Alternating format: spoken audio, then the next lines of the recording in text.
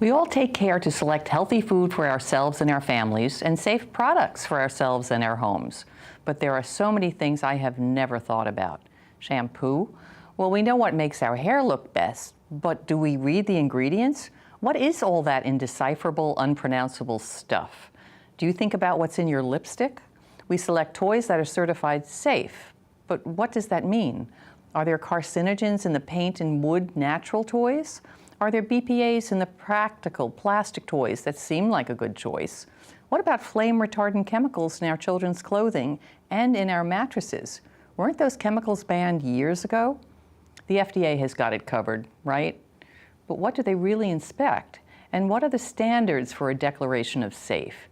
And don't get me started about the latent dangers of RFIs, radio frequencies. Are cell phones really safe? Should we be sleeping in the same room as our Wi-Fi routers? Cordless phones are okay, right? My guest today is Christine Dimmick, founder and CEO of the Good Home Company. She pioneered the move to combine natural ingredients and true-to-life scents in cleaning products over 20 years ago.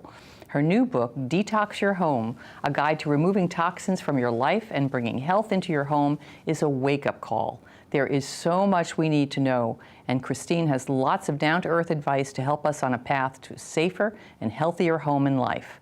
So come learn along with me. I'm Alice Bloom. This is A Town in Village 2.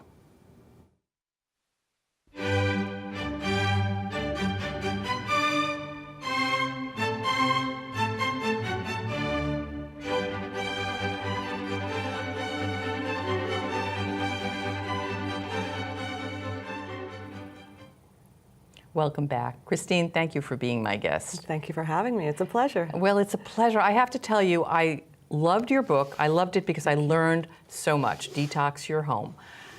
But I was a little overwhelmed. Yeah.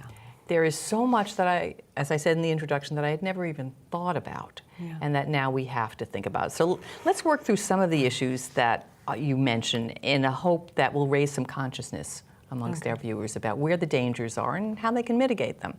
First, let me ask you about your company, the Good Home Company. When did you start it? I started that in 1995, almost 20, I think it's 23 years ago. Okay. And it was my grandparents' home were my inspiration. My grandparents are farmers. I come from a family of fifth-generation farmers in Ohio. And the Good Home Company was an answer to, at the time, Aveda had taken off, and we had natural skincare products, a little bit, but nothing in cleaning, absolutely nothing at all, maybe one product. And I thought to myself, well, if we can have, natural skincare, and then we buy a fresh apple pie at the farm stand, why can't our cleaning products be natural? Why are we using all these chemicals? So the Good Home Company was birthed that way on my grandmother's birthday, September 18th. And we were an Inc. 500 company several years in a row. And it's been quite a career. And I thought that was really my story. But as we'll get to, it wasn't. There was more. It was just a chapter. It was just the beginning. Yeah. Before we go on to other things, you grew up on a farm. Yeah. Were you cognizant of the dangers of pesticides and chemicals that were used on farms, or was this an organic farm? Not at all, not at all. And no, it wasn't an organic farm. But I think, looking back and looking at my grandfather's health, my grandfather passed away in his 70s. He was very young. You could look at him, he had a weathered life, and so many of our farmers are exposed to it, and I think that's coming to play now, that there's many farmers suing, in fact, for their health. Right, but any of the products that they use to enhance their farming capacity have also been known to be carcinogens. Yeah, correct, and they're all quick fixes. We should have stayed organic, but it does come down to money. Now, you've had a health challenge yourself. I have.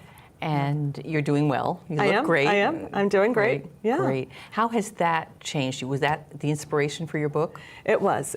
So when I was, it was about 3.5 years ago, I was diagnosed with breast cancer. I was stage 0-1.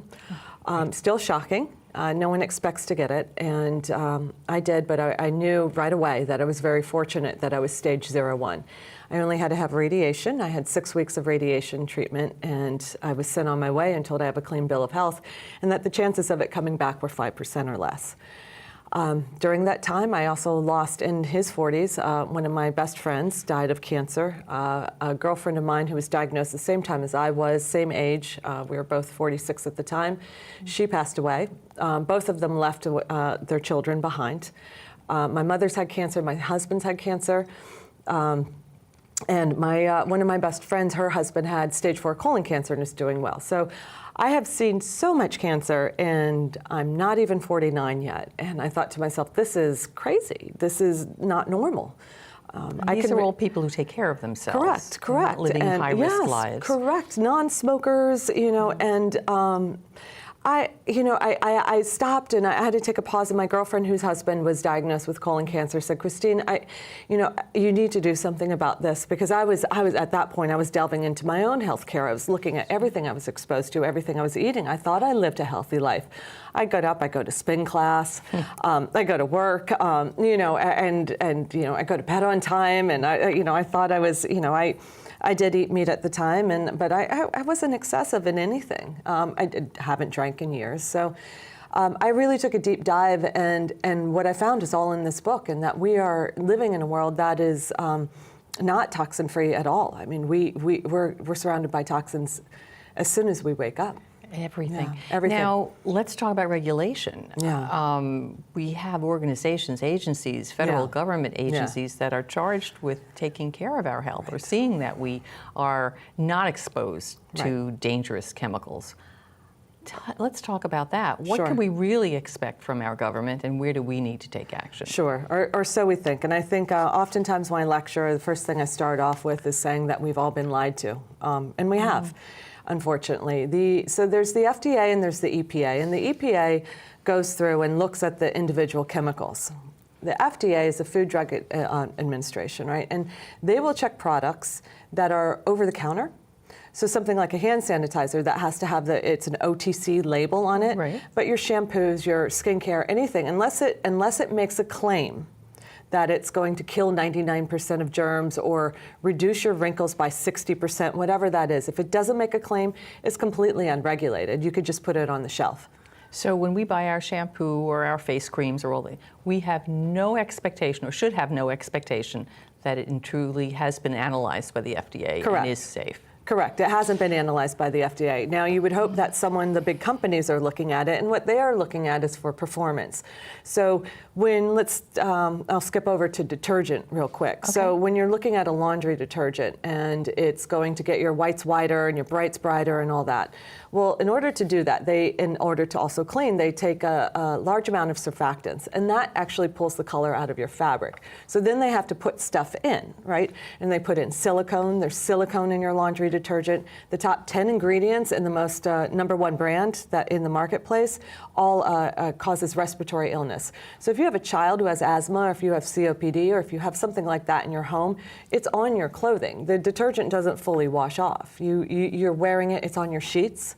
And you're exposing yourself to it and you don't realize it. Well, in the book you talk about Tide, which is probably one of the most used products, and everybody has good confidence in Tide. What happened with Tide a few years ago? So Tide had, they also have a surfactant in there, the surfactant that they use, the soap. And the creating of this soap, it's sodium lauryl sulfate, and that's TH. There's many sulfates out there, so I want to say it's sodium lauryl sulfate. And to create that soap, they say, it comes from a natural source such as coconut oil, which is true, but it goes through an ethoxylation process. It's a chemical process. And when you do that, there's runoff. And there's a runoff of a product called 1,4-dioxane. And it's a known carcinogen, like asbestos, known to cause cancer. Now, they're allowed a certain amount in the detergent. So you're allowed to have a certain amount. Well, Tide had nearly 10 times the amount in it. And it wasn't policed by the FDA, but it was policed by a concerned parent. And they took it to task and ended up suing Tide, and Tide removed it from the marketplace and reformulated. What was the red flag that made that parent identify it? Just knowing the ingredients. Yeah, and hadn't suffered any illness because of it. So Tide did respond and changed the formula. They did. Okay. And it's possible. So when you look at things like in the EU, food colorings are one of them. In Europe, in the UK, the strawberry sundae at McDonald's is colored with strawberries. Here it's FDC4. So, they'll do it if, corporations will do it if asked, but they're completely unregulated right now. Boy, there's so much for a person to know. So if you are looking for a detergent, how do you, as a responsible parent or adult anyway, you're greeted with this wall of possibilities. We can't read every single ingredient. Right. I mean, we'd never get out of the supermarket or wherever we're buying our things. How do you decide what to use? So you want to look for something that is sulfate-free.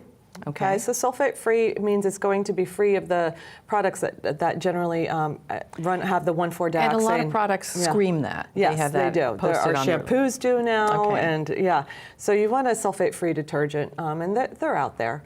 And you also want one that discloses all of its ingredients. So to find the Tide ingredients, I had to go online, but a good brand will put it on the side of their bottle. So if you're looking at a bottle and there are no ingredients listed, right, that's a warning sign right there. Just steer clear. Yeah. Go somewhere else. We have so much to talk about. There's no way we're going to cover everything. No. Detox Your Home. I highly recommend it. Thank you. Organic. Yeah. Everybody's wild for organic Yes. products. What does organic really mean? So organic, in the section of labels and regulations, I try to go through because it's quite confusing. You don't know what's good and what isn't. And organic is very important. So organic, it was a way that the government was able to monitor and give specifications and regulations for farmers on how they could create organic produce. Now, to be organic, you have to have your soil, you can't have used pesticides on the soil for 5 years. It's not to say, though, that they don't allow a certain amount of organic, which is also just a term that doesn't necessarily mean natural, but pesticides that they have approved, right? And so you could have pesticides on organic. It's better, but here's the problem, is that these large corporations that sell organic, you'll see them, you go to the strawberry section, regular strawberries and organic strawberries, same brand, right?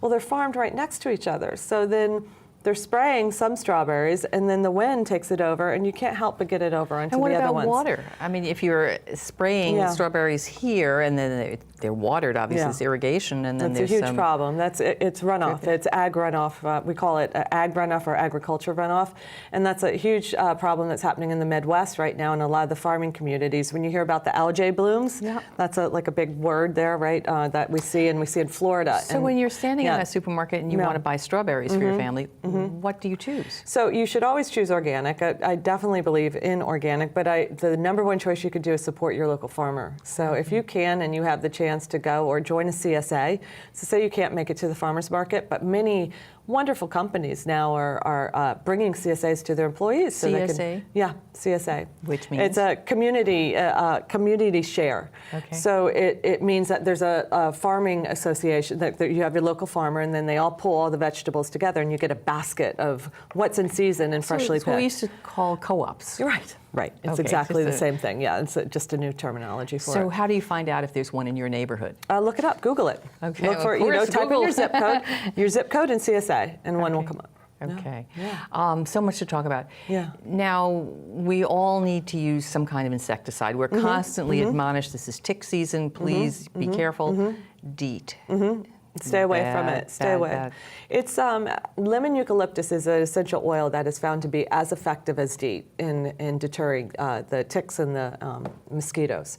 I personally, Good Home Company, we do make a tick and mosquito spray, but I'm sharing with everyone out there that the active ingredient is lemon eucalyptus. You want to look for lemon eucalyptus and cedar, because at the same time, so it's counterintuitive. I mean, because of climate change and because of the just the changing of our terrain, we now have ticks almost all the time, right? It's really bad. And we have to do something. You have to do something. My girlfriend was in Manhattan and was bit by a brown recluse spider. You know, how did that come up? You know, it's like the whole dynamic is changing, and you need to protect yourself. But at the same time, we can't be spraying chemicals all over ourselves and you know, so where would we buy lemon eucalyptus? Lemon eucalyptus you can get at the health food store. You can buy it online. Okay. You could take about 10 drops to a tablespoon of water and put it in your own spray bottle and spray it on yourself. So that's an easy and probably relatively inexpensive fix. Yes.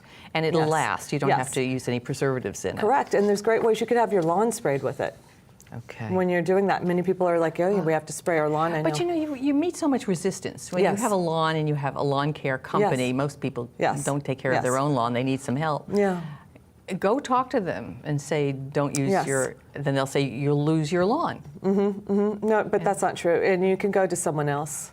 Okay. Yeah, I think this is really, we're in a time right now where we have to be our own advocates, particularly for our health. Even it's, God forbid someone gets put in the hospital. It's just my friend who was bit by the spider, and we were discussing that. And, it caused the eating of the flesh. It's from the poison. And Manhattan's a dangerous place. it is. Although I think thought? there's sightings up here as well, But you have to, someone didn't know like even the basics, and we were discussing that. We have to be our own advocate.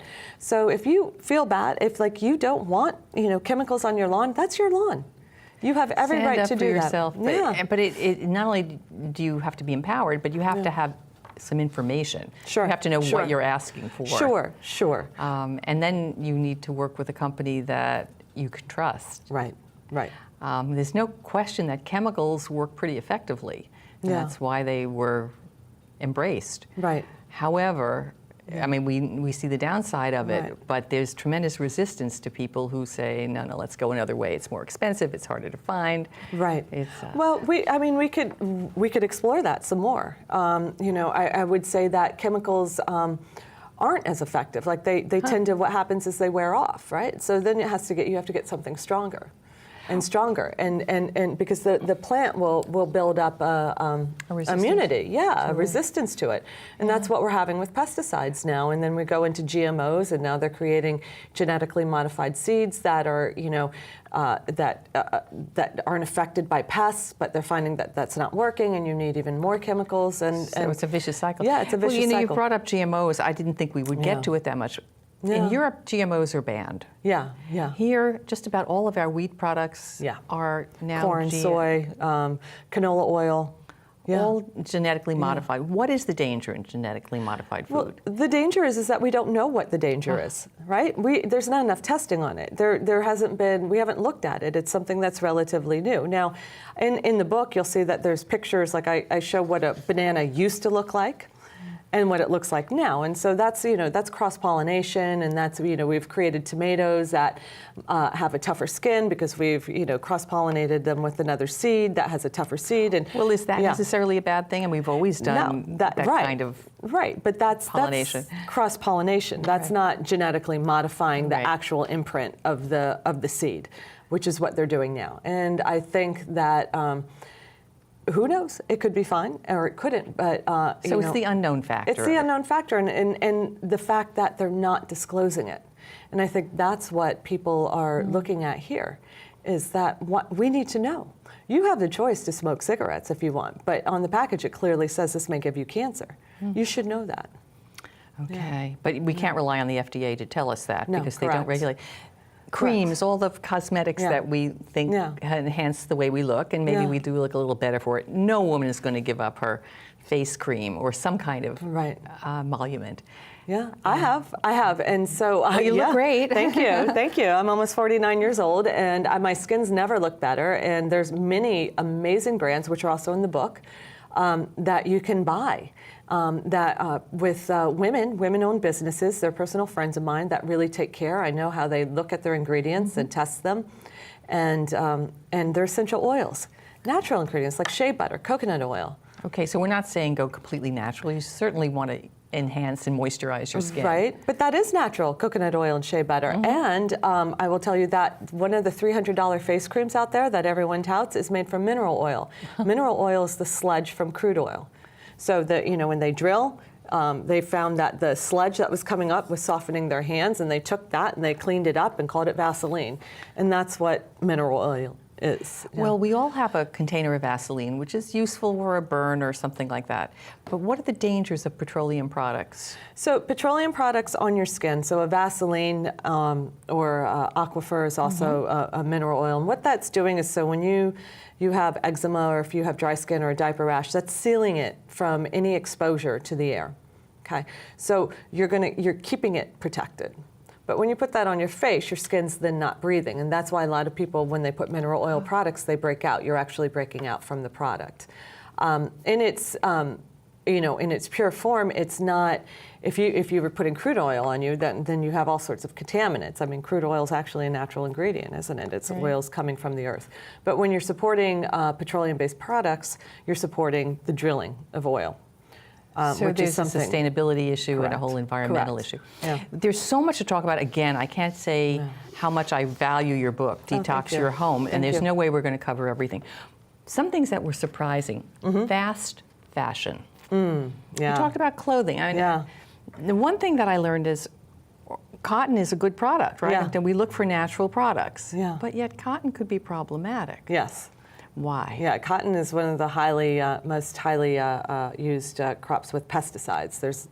Most pesticide goes into cotton. It's top 3. So we're using a high use of pesticides to grow our cotton, which is in turn going into our soil, going into the air, and affecting the farmers. It's not good for the people, picking it and making it and doing all that. So you can get organic cotton though, and there's a lot of organic cotton is available. It's a good fabric. It's breathable, and I think there's ways. It's just So just because we're buying a cotton T-shirt, that doesn't necessarily mean we're doing the right thing or that we're protecting ourselves. No, you want to look for organic cotton, but it's on trend now. So anything that becomes on trend, we get more of it, which has its own problems because then that's something like palm oil. I'm get concerned with coconut oil right now because a lot of these are coming from developing countries that want our money. And that are willing then to cut down huge rainforests to grow something that like palm trees, and then in 3 years it's barren, and there's so we don't nothing want to growing encourage there. that. No, you don't necessarily. You gotta. I think. So many of the things that we have to have diversity in our food. Diversity is important in so many ways, right? There's a key word there is diversity. So your diet, everything that you do, what you wear, you don't want to just focus on one thing, and eat just quinoa all the time. Well, that wouldn't work for anybody because then you'd be binging on chocolate. Right. So we know how that works. We've all been there. Right. But there's so much to even think about. High fructose corn syrup. I mean, that was the bugaboo. I mean, we all look for products that don't have that. Yeah. But it's hard to find. It's hard to find, but you can look at the label and you can do that. Things like these sports drinks that my son, so it's so hard when you have a child. I have an 11-year-old son, and they're attracted to all of this, and their friends are drinking it, and no one's doing it. And of course, I'm the label reader, and I'm like, it's sugar and water. Right. I'm not going to let you have that. Well, banning something just makes it more seductive. So we have to work out a balance for that. It does. Just getting back to fashion, this is one other point I wanted to make. We're all intrigued by what you call fast fashion, the H&Ms of the world. I mean, who doesn't buy a T-shirt on impulse or a sundress or so? But that's created a catastrophe. Yeah, we can't even recycle this clothing. No. So when you're looking at fast fashion, so it's Old Navy's, H&M, all that, when you're looking to get a tank top for $1.99, it's really not possible. You think, how do they do it so cheap? Well, they don't. Someone's getting paid peanuts for that. So you are encouraging human trafficking because a lot of the people are children that are making these clothing. The practices of the manufacturing are extremely questionable. So they're releasing the dyes. They're doing it in countries like India that have no regulations, and the dyes just going into the ocean. It's completely polluted. Into the in water China. that's being tracked. Yeah, it's much better to buy a few things and use them. And to wear them out that are sustainable. And we don't need, because then what happens, as you mentioned, we go through, it's a $1.99 tank top. We think nothing, I wore it 2 days, I'm gonna throw it out. Sometimes there's things in your closet with tags on it. Just throw it out, never wear it. Well, someone will take it, right? We think that. But what actually is happening now is that they're taking the clothing and they're shipping it, and we have to pay countries to take our clothing because there's too much of it. There's mounds and mounds of it. And in Africa, they have taken the clothing and they'll resell it in their marketplaces. And women and men, for that matter, who were making their own, artisans who are making their own clothing, are now out of business because people want the cheap fashion. So we're really killing a whole culture by doing that. Yeah. But even more, there was one segment of the book that talked about the chemicals that are used in the clothing itself, making it not possible to repurpose the clothing or to recycle the clothing. Right. So anything like with polyesters in it are very, very difficult to recycle. It's petroleum. Yeah, Oh it's my not gosh. gonna degrade in the soil. So when you go to a department store, Yeah. what do we look for? Oh, you look for cotton, you look for linen, you look for natural fabrics. Rayon is actually a natural fabric that can compost over time. So Is you want there to stick anybody with that. who Wool. labels them? Wool, but wool Yeah. could, I mean, aren't lambs and sheep exposed to chemicals They as well? they are, which is, I mean, I know, it's a deep dive. So in creating wool, they actually, to get the mites off of sheep, they dump them. And they push them into, it's called dipping, but they push them into a pool of chemicals and pull them out and just leave it there soaked on them for 4 days before they shear them, and often many of them die. Yeah, I know. Who knew? Who knew? I didn't. I didn't. That was something new that I learned. And it's hard to, so you have to ask. Down coats, right? Down feathers. Natural. Horrific practices of pulling the down off of ducks, live ducks, just pulling it off while the ducks, it's awful. So we have Yeah. several issues here. One is the Yeah. safety of the product Yeah. and the chemicals Yeah. used. And then there's the humane or inhumane treatment Right. of the animals that are Right. producing it. So Right. we want to be cognizant of all those things. Right. You want to support, now here up at, there's many farmers that have, small sheep farms that aren't doing this, that if you can buy a cherish that hand knit sweater. So we should really think Small. carefully about spending a little bit more Yeah. to do the right thing. Yes. When a product says natural, Yeah. what does that mean? Not much. It just means, that's a big, what they call greenwashing now. You want to look, if you want something to know your ingredients, and also look for certification on the labels. I want to talk about water for a Yeah, second, yeah. and then I would like you to think about giving us some good tools Sure. for how we can start to detox our lives. Sure. Because this is quite overwhelming to me and probably to everybody else listening. Sure. Water. When we buy bottled water, Right. are we? Here we are. Well, this is water from a Right. tap, I think. But bottled water, Yeah. is that safer? What can we think? What can we be assured of? So bottled water goes through a filtration process. But bottled water does not come from a special source. So I think many people think that it's coming from some magical, untouched part of the world that has clean water. Fact is, it's coming from the same municipal source that you're getting your tap water from, and they filtrate it. So you could do that yourself. You could do that yourself, and you should do it yourself, because when you're supporting bottled water, you are supporting an enormous amount of plastic waste that is not being recycled. Something like 9% of the waste in New York City, which is where I live, is recycled. Only 9%. Something ridiculous. That's terrible. Yeah, and it's all going to landfills. Christine, I wish we had more time. We have so much more to Sure. talk about. Okay, in the 2 minutes we have left, what can we do to start detoxing our life? Give me 5 things we can do. 1, 2, 3, 4, 5. 5? Oh, goodness. So I can give you, I'm probably going to get you to 3. So Okay. I would say it's plastics, okay? So I want you to eliminate plastics in your life as much as possible. That means like carrying your water, using water that is not in a plastic bottle, but I want you to use a stainless bottle or a glass bottle. I use a stainless bottle. Okay. And then that leads me to also reducing the waste. So you want to carry that and get your coffee filled into it. So you could go to Because there's Starbucks cups. and Yes. say, please fill up my Yes. container? Yes. Great. Okay. All right. So we want to do that. 2 is stop buying fast fashion. Okay. Fast fashion is really causing a lot of issues. It's human rights issues, it's environmental issues, and it's health issues. So I want you to avoid that. And then the third thing is I want you to reduce. I want you to really try to reduce the products that you use in your own home. We need very little to clean. Cleanliness is not next to godliness. Right now it's next to toxins, okay? You only really need vinegar, water, baking soda, and some essential oils to do an everyday clean. Okay. And a lot of people don't like the smell of vinegar. What could you add? Well, when you use the right essential oils, such as lemon and grapefruit, it dissipates. Vinegar is a natural antibacterial, so it's going to do just as good as the sprays that you're using and get rid of the germs. Okay, and then the scent will go away. You won't smell it. Okay, so that's I promise. I promise. Okay, well, that's a lot to think about. Yes. But those are all things we can do. Christine, thank you so much. I wish you good health, and I wish everybody out there good luck in detoxing your home. I know I'm ready to start. Thank you. It was a joy. Thank you. It's been a pleasure talking with you. And thank you at home for watching. We'll see you next time.